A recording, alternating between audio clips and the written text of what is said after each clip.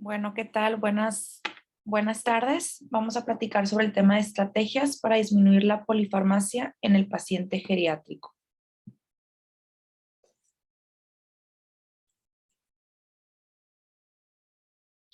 Primero, para comenzar, pues, ¿quién es el paciente geriátrico, verdad? Sabemos que pues, obviamente es un adulto mayor, que actualmente un adulto mayor se considera aquel con edad superior a los 60 años.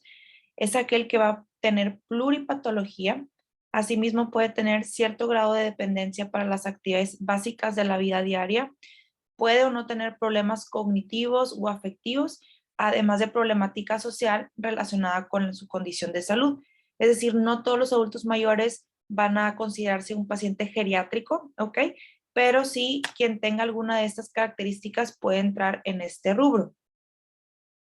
Y bueno, la pluripatología, ¿a qué nos referimos? Pues yo creo que la mayoría de los adultos mayores que ingresan a la consulta vamos a tener una pluripatología, la cual pueden ser pues múltiples enfermedades, desde diabetes, hipertensión arterial sistémica, enfermedad cerebrovascular, cardiopatía isquémica, enfermedad tiroidea, osteoporosis, cirrosis, entre otras. Esto cobra importancia porque obviamente el padecer de muchas enfermedades es, digamos, hasta un factor de riesgo para presentar polifarmacia, ¿verdad? Que también es el tema del día de hoy. Y la polifarmacia, pues, ¿cómo la podemos definir? No hay como una definición estandarizada a nivel mundial. Hay varias definiciones. Si uno también ingresa, podemos encontrar distintas síndromes, ¿verdad? Que acompañan también a la polifarmacia. La OMS ya tiene tiempo que la define como un síndrome geriátrico que envuelve el uso concurrente de 3 o más fármacos.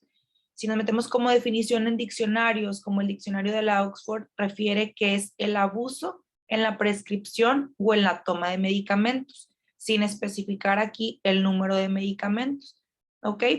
Hay otros que comentan que es el uso innecesario de medicamentos o la administración de más medicamentos que aquellos que se indican. Y hay otra literatura que inclusive abarca el término de hiperpolifarmacia como el uso de 10 o más medicamentos al mismo tiempo. Y bueno, pues sabiendo esto de quién es un paciente geriátrico que padece o va a padecer pluripatología y que además puede presentar polifarmacia como consecuencia, ¿cuál es el reto que nos enfrentamos en la consulta o inclusive a nivel de hospitalización para poder tener esas estrategias? El siguiente pues es un caso de la vida real. Es una mujer de 81 años de edad, quien económicamente pues se mantiene de la pensión del esposo y recibe apoyo del gobierno. Tuvo 7 hijos, 2 mujeres y 5 hombres. Asimismo, pues ella acude en silla de ruedas porque refiere que tiene mucho dolor de la cadera y de hecho la mayor parte del tiempo está en cama. Ahí sí hacemos una evaluación, sobre todo para evaluar la independencia del paciente. Usamos la escala de Bartel y ella dio 15 puntos, lo cual es una paciente pues dependiente para muchas de sus actividades. Dentro de los antecedentes médicos es diabética, hipertensa y aparte padece enfermedad de Parkinson. Y evaluando también lo afectivo, pues ella padece un trastorno depresivo. Ella nos enseña la lista de sus medicamentos, los cuales son 11 medicamentos que van desde la insulina, antihipertensivos como el losartán, hidroclorotiazida, furosemida, metoprolol, su aspirina, el bezafibrato, levodopa, venlafaxina, olanzapina, valproato, y pues así como que lo más relevante, pues ella llega con una presión de 160, está baja. Aquí a mí lo que me llama la atención dentro de sus 11 medicamentos con las enfermedades comentadas, una es la insulina, ¿no? Que usa una insulina regular, muy común, pero, o sea, se inyecta ella 40 unidades en la mañana, 20 unidades en la tarde y aparte 20 unidades en la noche. O sea, 3 veces se pone insulina. Me llama la atención aquí la hidroclorotiazida y la furosemida, o sea, el uso concomitante de 2 diuréticos. El bezafibrato, no sé, supongo que también padece de los triglicéridos altos. La olanzapina y el valproato no me queda claro por qué se lo dan.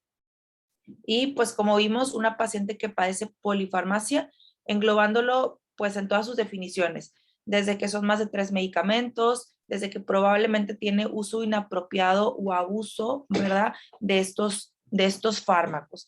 Pero eso es un caso muy común que uno se puede enfrentar en la consulta, ¿no? Y aparte, pues vemos aquí que llega con una presión baja de 160. Ella recordemos que pues refiere dolor en la cadera, o sea que es un motivo de consulta. Entonces, pues yo como buen médico, pues le voy a dar su analgésico. Y aquí esto es uno de los principales retos que nos podemos enfrentar, que es muy común que hagamos la prescripción en cascada. Ese es un ejemplo muy claro. Yo creo que todos nos podemos enfrentar a esto, ¿no? Es decir, pues este es un ejemplo. La paciente tiene hipertensión, entonces voy a dar un antihipertensivo, un bloqueador de canal de calcio. Luego veo que forma edema en miembros pélvicos. Ahora la paciente decide ir con el cardiólogo y el cardiólogo, pues para el edema, va a dar un diurético. El diurético va a causar que presente incontinencia urinaria, ¿no? Porque va a estar orinando en día y noche. Decide ir con el urólogo pues para la incontinencia le va a dar un antimuscarínico. Va a tener como efecto adverso pues boca seca. Entonces regresa a ir con su médico familiar y le va a dar un cialagogo, ¿no? Un cialagogo para producir este aumento de saliva. Ya vamos a tener 1, 2, 3, 4 medicamentos nuevos, todos asociados al inicial, que eso me van a ocasionar inclusive muchos efectos adversos, entre los cuales la paciente se me puede caer. Y eso es el claro ejemplo de una prescripción en cascada de cómo un efecto adverso de un medicamento inicial me puede ocasionar efectos adversos y quizás solo voy a ir tapando el efecto adverso sin regresar al principal motivo. Probablemente el caso anterior pasó así y ya llegamos en un punto en que tenemos muchos medicamentos. Hay muchos ejemplos de esto. Estos yo creo que son muy comunes. Por ejemplo, el número 2, un AINE. Este le puede causar hipertensión, a lo mejor una paciente que no era hipertensa o traía su presión controlada y yo voy a aumentar el hipertensivo, ¿no? Le voy a dar un antihipertensivo. La paciente, por ejemplo, el caso que tenía Parkinson, la levodopa, pues me puede producir nerviosismo, agitación. Va a mi consulta y le decido dar una benzodiazepina, ¿ok?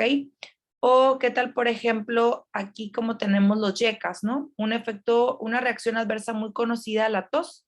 Entonces yo decido darle un antitusígeno en vez de a lo mejor cambiar el antihipertensivo. Y así hay muchos ejemplos de una prescripción en cascada que vamos aumentando y aumentando entonces los medicamentos, la polifarmacia, con grandes efectos adversos para nuestros pacientes geriátricos. Y entonces aquí ya entra, pues, ¿qué hacemos? O sea, ¿por dónde empezamos? Yo creo que lo primero que nos tuviéramos que preguntar es, pues, primero interrogarnos, ese es el número 1. ¿Le puedo retirar medicamentos? O sea, ¿puedo quitarle alguno de su lista de medicamentos? Preguntarme, pues, ¿para qué usa cada medicamento? Como ahorita regresamos al caso anterior y no me quedaba claro a lo mejor el uso de la olanzapina o el valproato, o sea, ¿para qué los usa? Y si estos tienen justificación. Yo creo que son 3 preguntas muy importantes a la hora de evaluar a este tipo de pacientes. Número 1, interrogarlos. Número 2, ¿verdad? Que esto, pues hay veces que lo podemos inferir, pero sí es muy importante recordar algo de la farmacodinámica y la farmacocinética del adulto mayor. Obviamente nunca va a ser igual que en un paciente joven la forma en que actúan los medicamentos en el organismo. Y pues para recordar un poquito de conceptos básicos, es saber que pues en el adulto mayor de cajón vamos a tener disminuida la capacidad de excreción del riñón. O sea, esto va a hacer que los medicamentos pues sí duren un poco más en el organismo. Vamos a tener alteraciones en los procesos de liberación, es decir, la presentación del medicamento, ya sea tableta, cápsula, porque aparte en nuestros pacientes puede haber una disminución del tiempo del vaciamiento gástrico. Entonces, eso también va a tener una diferencia. Alteraciones en los procesos de absorción. Obviamente, pues depende de cada fármaco, tiene sus propias características de cómo se va a absorber. Es muy común en el adulto mayor que presente cloridia y esto pues obviamente afecta de forma directa el proceso de absorción de los medicamentos. Va a haber una disminución de la motilidad intestinal, una disminución del flujo sanguíneo, sobre todo a nivel esplénico, reducción de la superficie de absorción y alteraciones en el proceso de distribución, la manera en que llega el fármaco. Son así como conceptos muy resumidos de los cambios que nos podemos estar enfrentando en nuestros adultos mayores y que obviamente al momento de prescribir un fármaco debiéramos recordarlos.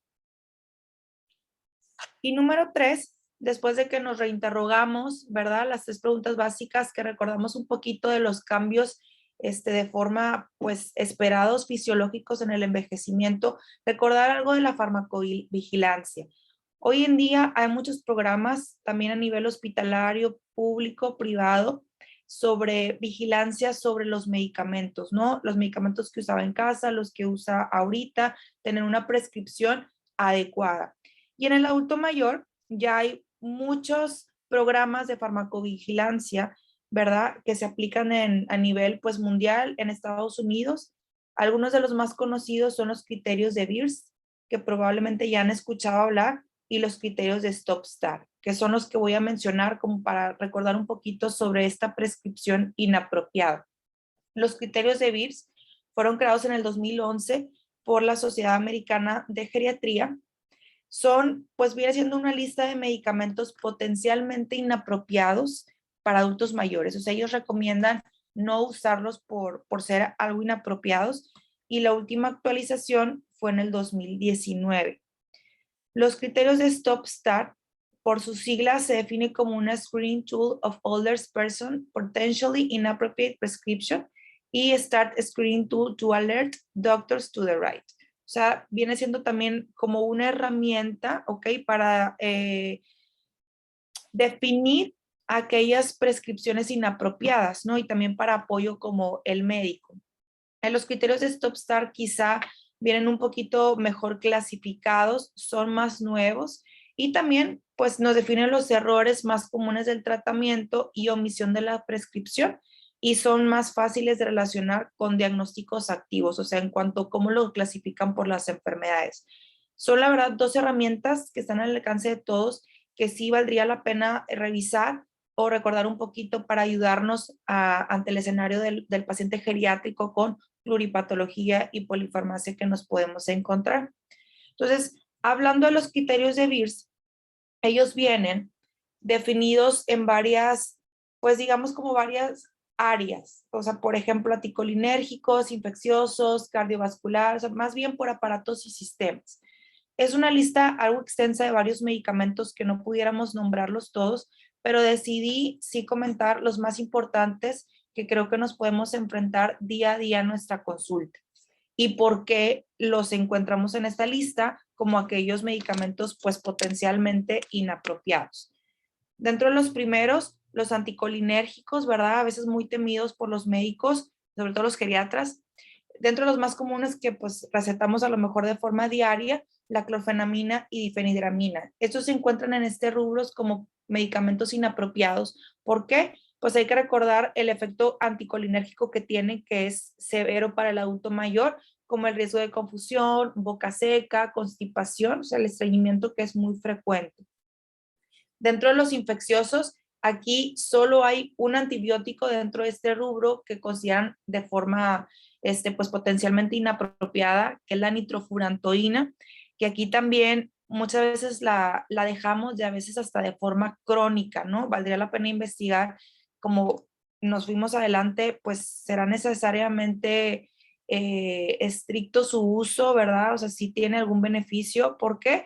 Porque para empezar, este antibiótico debe evitarse en pacientes con depuración de creatinina menor a 30 mililitros por minuto. Hay que mencionar que dentro de sus efectos adversos tiene toxicidad pulmonar, hepatotoxicidad, inclusive puede producir neuropatía periférica. Entonces, pues recordar que la nitrofurantoína forma parte de este rubro de los infecciosos en los criterios de Beers. Dentro del cardiovascular venía la prazosina, que también es ampliamente prescrita, ¿verdad? Como antihipertensivo. Sin embargo, aquí en el adulto mayor se considera algo potencialmente inapropiada por el riesgo de hipotensión ortostática, ¿ok? La digoxina es otro también medicamento pues ampliamente conocido y usado tanto como en insuficiencia cardíaca como en fibrilación auricular. Aquí en los criterios de VIRS actualizados mencionan que se debe de evitar como primera línea para falla cardíaca y para fibrilación auricular. Si ya es un paciente que se tiene que utilizar, evitar dar dosis mayores a 0.125 miligramos al día. ¿Ok? Eso también tener en cuenta lo de la función renal, si no, la dosis máxima sería inclusive la mitad de la tableta, o sea, la mitad de esta dosis que se presenta aquí. Dentro del rubro de lo cardiovascular, también mencionaban el nifedipino como un gran riesgo de hipotensión y la miodarona, también ampliamente conocida y prescrita, que también comentaban que no se debiera de usar como primera línea para fibrilación auricular. Que esto pues ya es del 2019, ¿verdad? Ya también hay guías de fibrilación auricular específicas en el adulto mayor, que sabemos que hay otros medicamentos menos graves o menos con efectos adversos, ¿verdad? Es que pudieran afectar a nuestros adultos mayores. Dentro del rubro de los antidepresivos, vienen los antidepresivos tricíclicos, la amitriptilina y mipramina, que son también altamente prescritos, que ya dentro de las guías de depresión, sobre todo en el adulto mayor, son medicamentos que no se encuentran de primera línea. ¿Por qué no? Pues esto es por su gran efecto anticolinérgico, ¿verdad? Dentro de los que destacan el riesgo de confusión, la boca seca y nuevamente el estreñimiento. Las benzodiazepinas, ya muchos de nuestros medicamentos de nuestros pacientes, perdón, desafortunadamente ya tienen uso de benzodiazepinas. Sin embargo, estas debieran ser evitadas por sus efectos adversos. Aquí nos dividen pues aquellos de acción corta, el prazolam, lorazepam, el triazolam, y los de acción larga, clonazepam y diazepam. Esto es bien conocido que se deben de evitar, sobre todo por su efecto sedante, así como el aumento en caídas y delirio. Y también saber que se ha relacionado ampliamente con el riesgo de presentar deterioro cognitivo. Dentro de los medicamentos para la diabetes, que ya también hay una gama muy extensa para poder prescribir, en el adulto mayor no se recomiendan las insulinas mixtas, ¿ok? Y las sulfonilureas, aquellos como glimepirida, glibenclamida, y esto sobre todo por la acción prolongada que acompañan los efectos que vimos ahorita de la farmacodinámica y farmacocinética del adulto mayor y pues consecuente un riesgo de hipoglicemia mayor de que lo puedan presentar. Dentro de lo gastrointestinal, la metoclopramida. ¿Por qué la metoclopramida no? Eso también por sus efectos extrapiramidales. Aquí la verdad únicamente se recomienda para cuando el paciente presente una gastroparesia y tratar de no usar por más de 12 semanas. Asimismo, dentro de los criterios de VIRS vienen por tablas de recomendaciones generales para la enfermedad, por interacción, medicamentos que deben evitarse con alteración en la función renal y medicamentos con propiedades anticolinérgicas severas, como los que mencionamos al principio. Es importante mencionar que todas estas son recomendaciones, ¿verdad?, de medicamentos potencialmente inapropiados para el adulto mayor. Sabemos que todos los medicamentos tienen efectos adversos, pero esta guía o esta, digamos, herramienta, ¿ok?, tiene esta base de evidencias y ya está más que comprobado el riesgo-beneficio. Entonces, si bien, si un medicamento pues hay que usarse, se puede usar conociendo todo esto de los efectos y el por qué.